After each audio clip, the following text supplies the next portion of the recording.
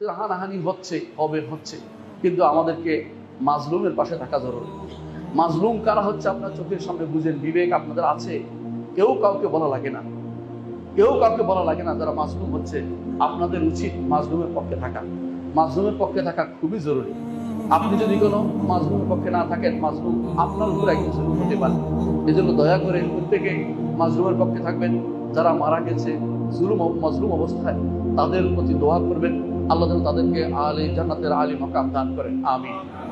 মনে রাখবেন, অনেক মানুষ আছে হয়তো তারা অনেক গুনাহ করেছে, হয়তো তারা গুনাহ করেছে, কিন্তু যখন মাজলুম হিসেবে মারা যায় তাদের কিন্তু মর্যাদা উন্নীত হয়ে যায়। রক্ত পড়ার আগেই কিন্তু অনেক কিছু কবুল হয়ে যায়। আপনার উপর যেন সে বদদোয়া না আসে। আপনি অনেক কিছু, আপনার অনেক ক্ষমতা, কিন্তু একটা সময় আসবে আপনিও কিন্তু আল্লাহর কাছে যেতে হবে। হাসরের মাঠে কিন্তু মাজলুম ব্যক্তি, যাকে হত্যা করা হয়েছে, সে তার অবস্থা, সে তার মাথাটা নিয়ে আসবে।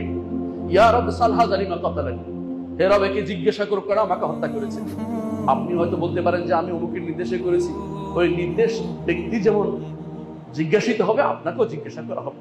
এখানে কারো কোনো আলাদা কোনো স্পেশাল কিছু থাকবে না যে আমি বেঁচে যাবো, এই কথা বলার কোনো সুযোগ থাকবে না। আপনি জালেম হবেন না, আপনি জালেম হবেন না, মাজলুমের পক্ষ নিন।